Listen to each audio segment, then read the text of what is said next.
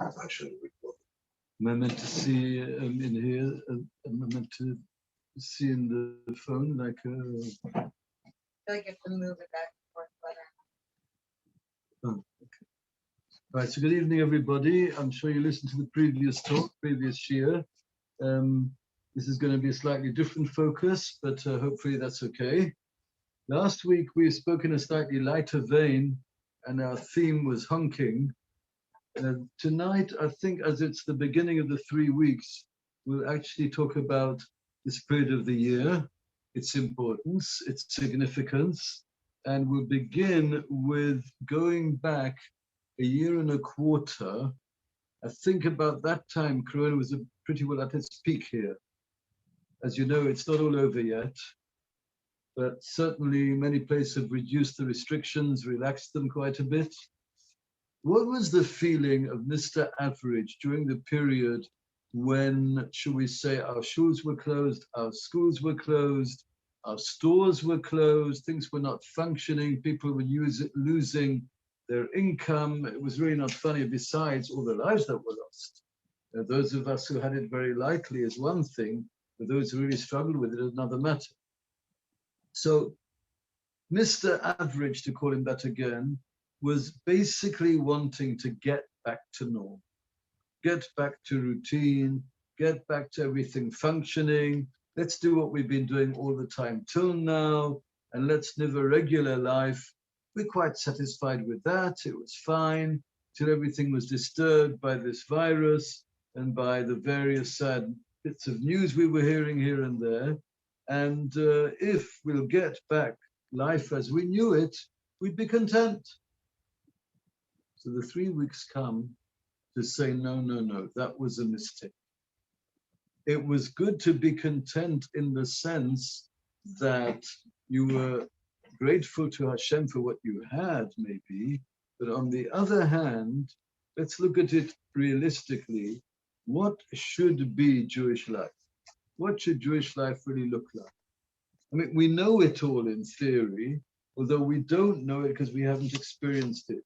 If I would pull out this picture and hold it up, I wonder how many people know what this picture is showing, right? This picture is actually a diagram of the Beis HaMikdash. I have it also in small. Let's see whether I can show it on the screen. Yeah, I think so. I have it in small in a Mishnayos, which includes Masechtas Midas, dimensions, and Tomid, about the bringing of the Tomid in the morning. It's very difficult to miss something you've never had. That's why so many of us just wanted a regular routine, as it were, normal day to come back, normal day, normal Shabbos, go to shul, okay, fine, have our places of worship open, have our institutions of education open, have our stores where we can come sometimes till late at night and buy what we want, what we need, whether it's food or any other necessities or things that are not even necessities. And many would have been content to have all that. And the 3 weeks actually come in a way to say, hold on a second. Are you sure that that life was so ideal that there wasn't a vital organ missing? So one story which my older brother Zechariah once told me, I'd like to share with you, which was when the Ropshitzer Rov, the Chassidish Rebbe from Ropshitz, he told the following, that Eliyahu Novi came down to earth. Eliyahu Novi wanted to know, is the time right for Mashiach to come? So what did he do? He went up to various people. So he goes up to, let's call him Chaim David. Chaim David, tell me, would you like Mashiach to come? So he says, absolutely yes. Because why would you like him to come? Because my wife has been unwell for many years. She's unable to function fully as a healthy person. It's made life very difficult for us. And I reckon that Mashiach comes, she'll be completely cured. And then we'll be able to live a full life. And then we'll be able to enjoy life. And then we'll have the life that we were always awaiting. So I definitely want Mashiach to come. Okay, I hear you. Then he goes along to, let's call the next one, Shema Yisroel. Shema Yisroel, would you like Mashiach to come? Shema Yisroel says, absolutely yes. Okay, good to know that. Why do you want Mashiach to come? They said, listen, it wasn't that long ago I was doing great in business, had a fine turnover, had a very generous income. We could go on a very enjoyable vacation every summer. We could buy what we needed and more. And nowadays, I'm really struggling to make ends meet. We have to think twice before we buy anything or go anywhere. We can put food on the table, but even that we cannot do with the variety and generosity we used to. So absolutely, I would like Mashiach to come. When Mashiach comes, so all our needs will be catered for. We won't be struggling. We'll have what we want, and we'll have more than that as well. Says Elionovi, I hear you.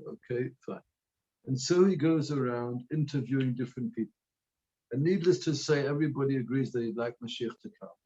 And everybody's going to give a reason because either it's something to do with health, or it's something to do with income, or something to do with the family, or something to do with the way we're living right now. Finally, Mashiach comes, Elionovi comes, and he says to a young man, tell me, I see you look like a content young man. You seem to be doing well. He said, yes, I'm doing nicely. I have a wonderful wife and a great family. I have a reasonable business. It's up and running, and it helps through Hashem's assistance, of course, provides us with what we need, and we needn't think twice before going away, before buying something extra for the home or changing the car. And he goes on listing, Baruch Hashem, all the brachas he has in his life. And so Elionovi says to him, so why do you want Mashiach to come? Everybody else I stopped in the street, they all were missing something. They're missing some essential. And you say that you're doing great. Yes, but he answers, was there a korban tomid this morning? Did we have the korban that we mentioned in Shacharis, the early part of it, Savas b'nei Yisrael es korboni lachmi, as it were Hashem's daily bread. Of course, it's not bread in the sense of our bread. But what we mean is the korban which gives Hashem his borach. Don't get me wrong in the careful choice of words, but the nachas ruach, the sense that the Yidden want to do his rotzen and want to do his mitzvahs. And this we're missing. And so life is far from normal, and life is far from perfect. And that's why I want Mashiach to come, because although, as far as my physical experience is at the moment, I'm more than satisfied, and I say moedim to Hashem every day, and I really sincerely mean it. On the other hand, there's something vital in our lives which we don't have. And so until that missing organ is restored, I feel that we're desperately in need of something which, yes, admittedly, we've never experienced. On the other hand, it is something which should be part of daily Jewish life.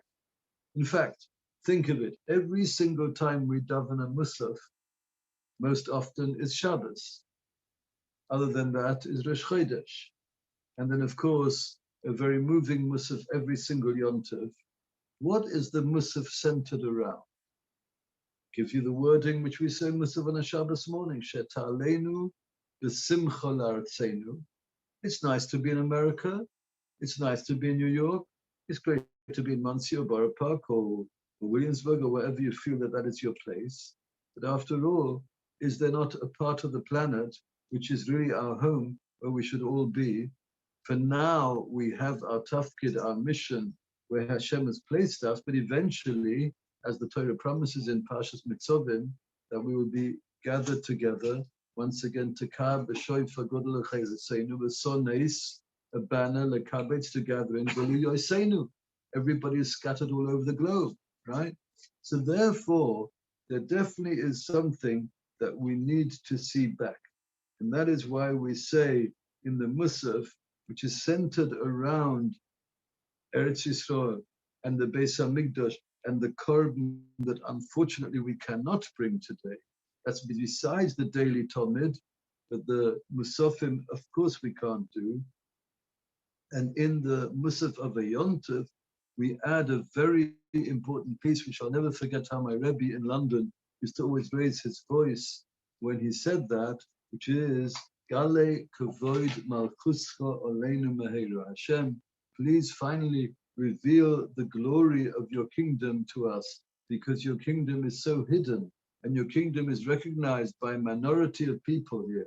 That's just by us Jewish people and those of us who are observant. So many of us, unfortunately, alienated even from that. And therefore, this is the life with a meaning, with a purpose, with a tachlis, which we are missing. Melech Rachamon Rachem Oleinu, and Shuv Elein B'Amoin Rachamechos, have Rachamonos on us, even if we have a healthy family, even if we have a good income, even if we have children and all around us in our communities. Some of them are very impressive communities, Baruch Hashem, we cannot deny it. A few minutes from where we have this talk, so there's a beautiful shul with a great rov, with a wonderful community. You can't say it's missing anything in days of Golus. And as far as we're concerned, living the way we live now, you could say it's pretty well an ideal shul, an ideal community, with shiurim, with much Torah study during the day, with a koilel, with a lot of Torah and tefillah happening all the time. But on the other hand, it's not what we're supposed to have. It's Golus, and it's not Galei Kavod Malchuscha. It's not a revelation of the kingdom of Hashem, and certainly not a case of having a Beis Hamikdash with the korbanos, which are in this week's parasha, all in this week's parasha, which we should be seeing them in reality and not just in theory. So this is the idea of the longing for the Beis Hamikdash. So the 3 weeks are a kind of a stop sign. Slow down and stop, and take stock of where we're holding. Is this the life that we've been longing for all the years? Or is this the life which in a way people can come to terms with, that the great Rebbe Reb Moshe of Kabrin would say the worst thing is to come to terms with a second-rate situation. A situation like this, which we've known for 500 years, where we've had such Torah giants and such tzaddikim and such idealistic communities, amongst many other things, it's still not our real purpose, our real mission, and our real aspiration. And that's what the 3 weeks are meant to bring back to us. Now again, during the period of Corona, the peak period, we knew full well what used to be like a year before that. And we knew that life has changed very radically, and we knew that we weren't very happy with it. We certainly weren't happy with the fact that many great people were lost to us at that time. I'm thinking one or two in particular who were personally known to our family, but there are many others as well. Some tzaddikim and some go'onim and some rebbes, and therefore this was very, very painful. But we knew what life had been like beforehand.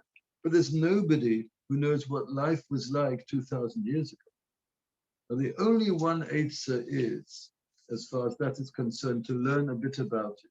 So my Rebbe I talked to now in Eretz Yisroel, he encouraged me to learn Mishnayos Masechtas Midas and to learn Bikurim, that's where we started, all things to do with the Beis Hamikdash. And I said to my Chavrus at the time, I guess the Rebbe, what he wants to try to do to us is wean us away from those things which are great and which are perfect learning of Torah, but which do not bring us a consciousness of what we're missing.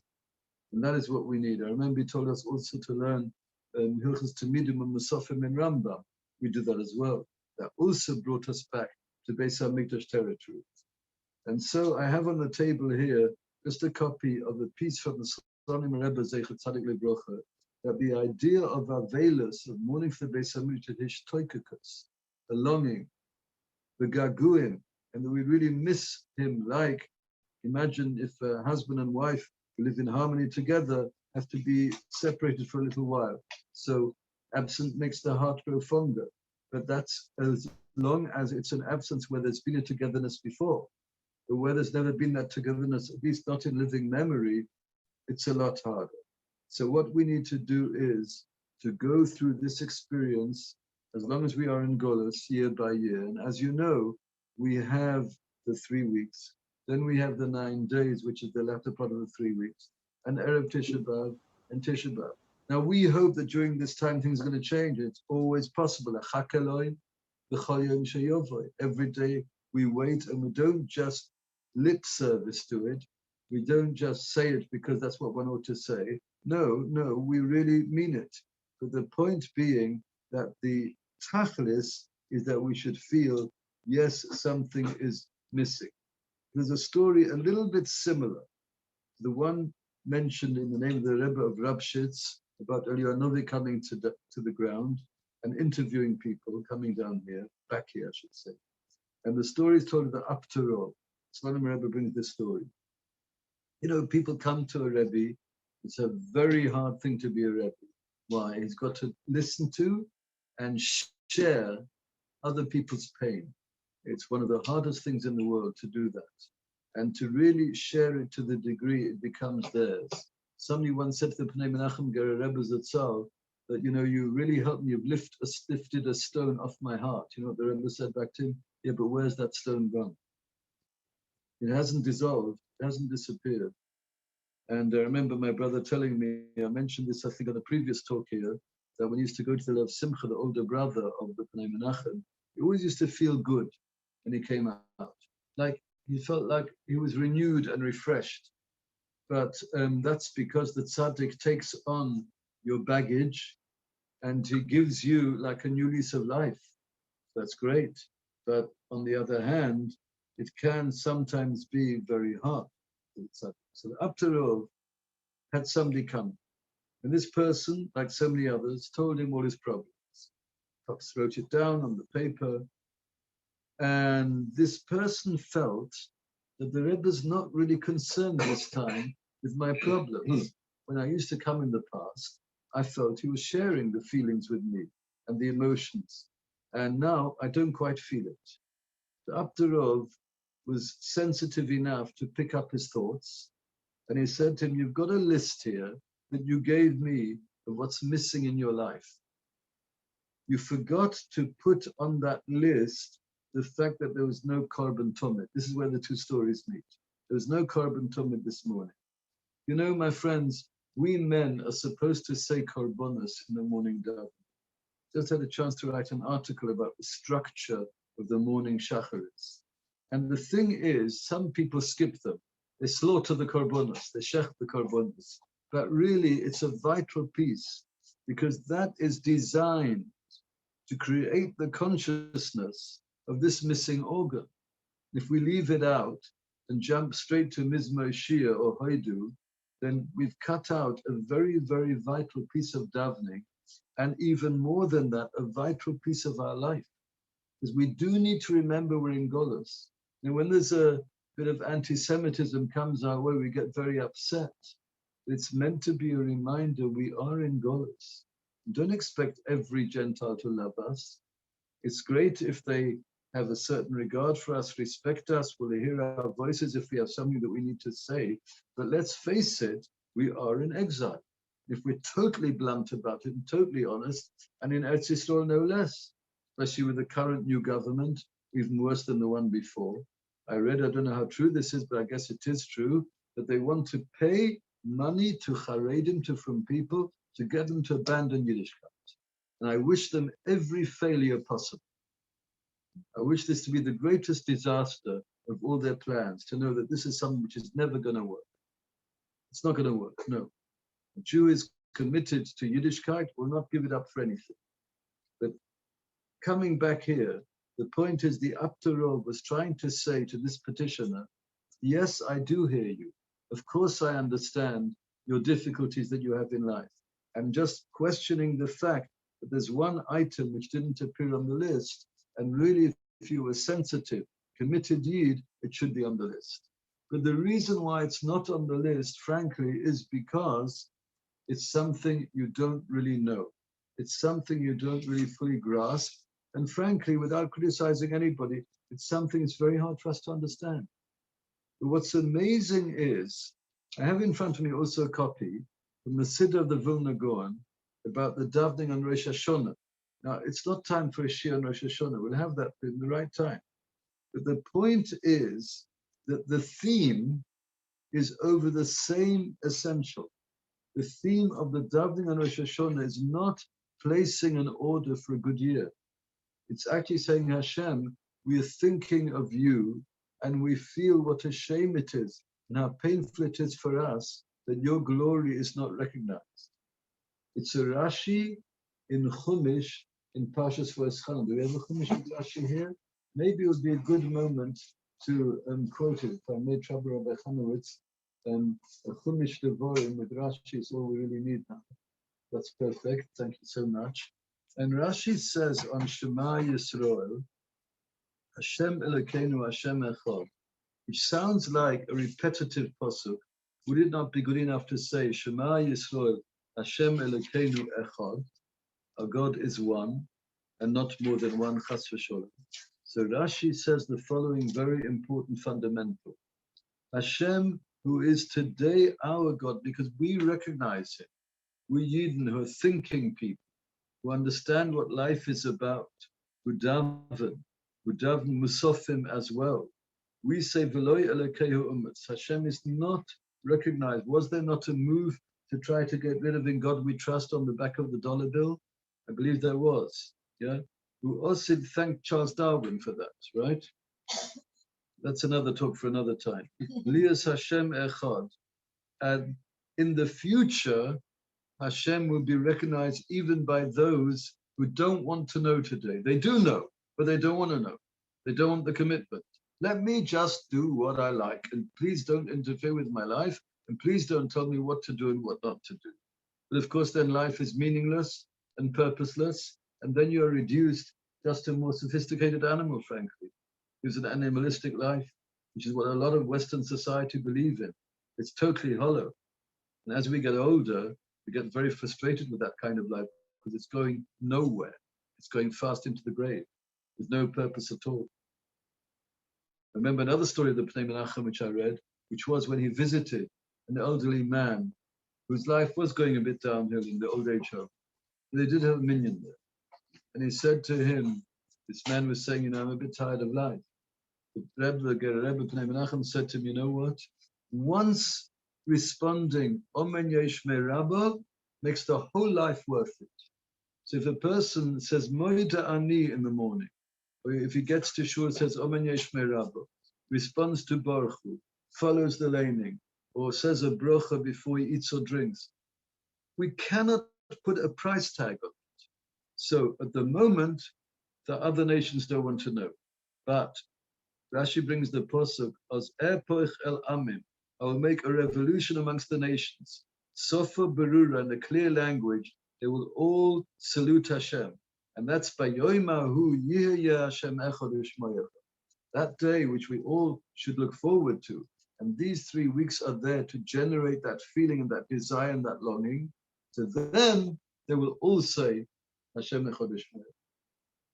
And isn't that also meaning of a pasuk we say in Shachris, Yismuchu Hashemayim, the Sogel Ha'oretz, there will be happiness in heaven, there will be joy down on the ground. But Yoim Vagoim Hashem Moloch.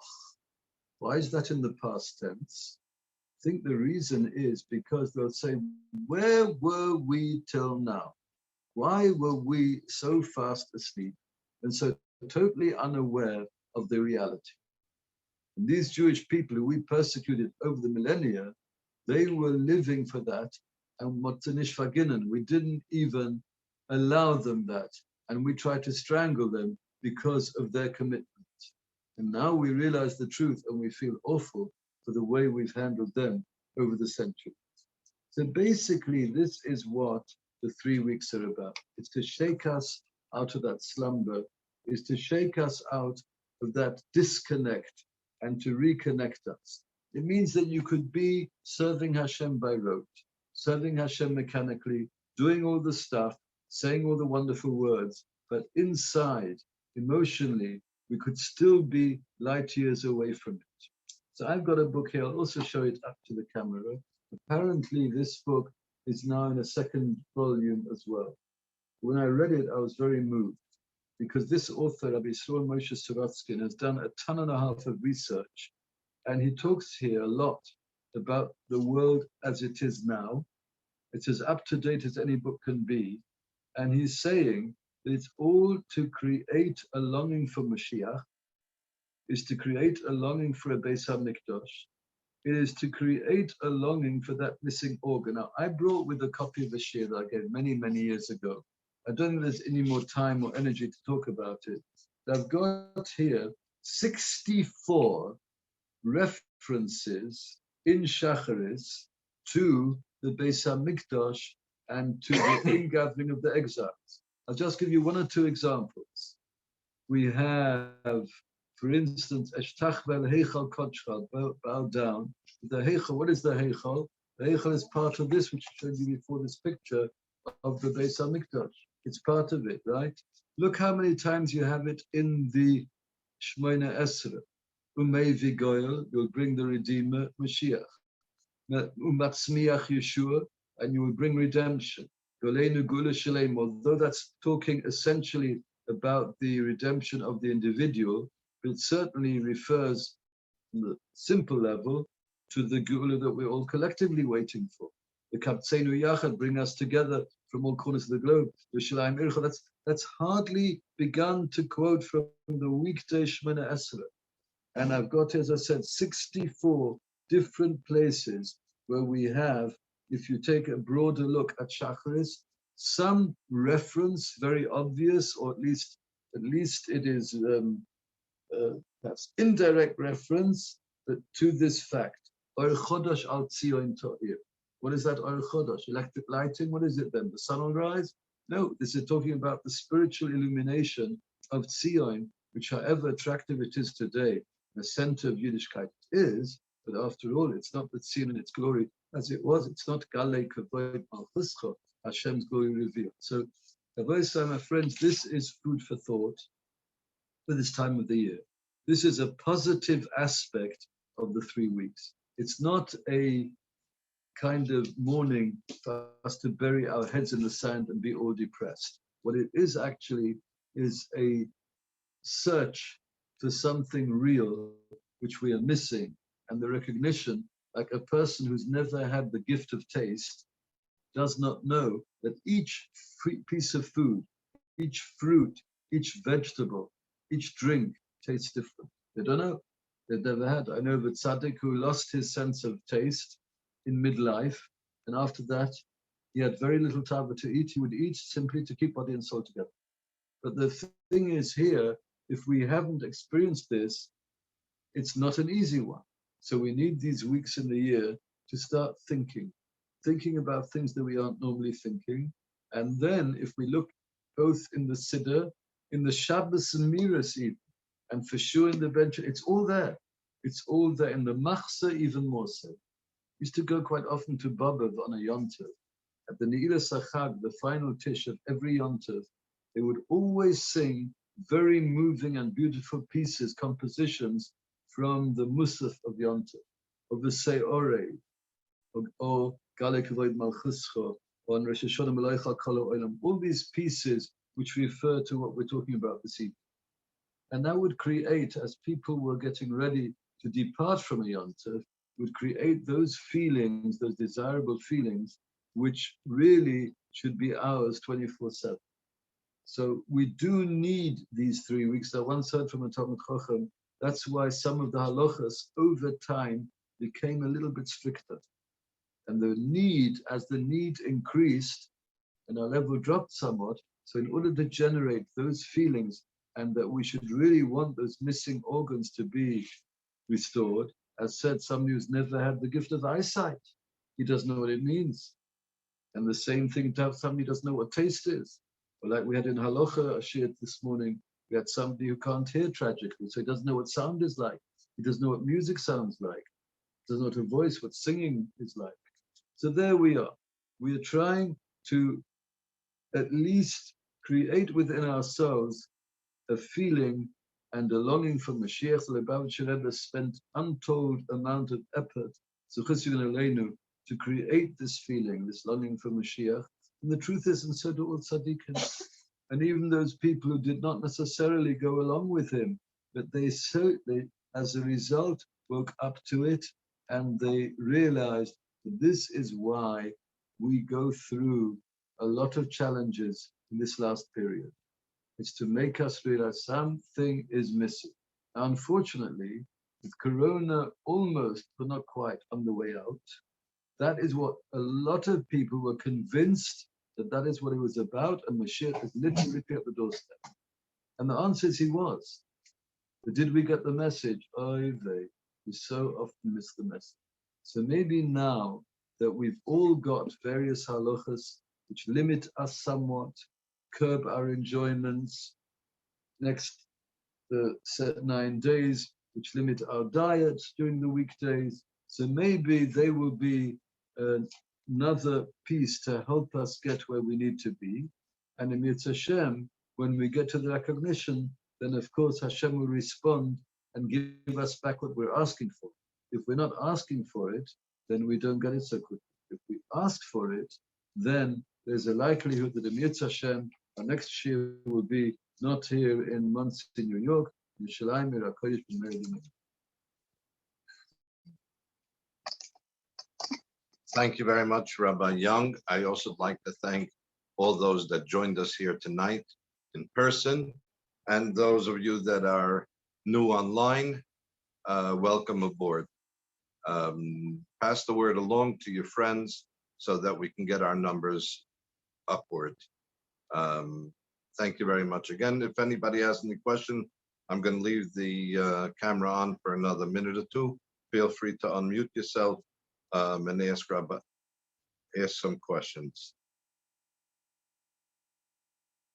We got double the number of questions that we had last week. Okay, I think that Yosef Chaim, welcome aboard. I don't know if you have a microphone,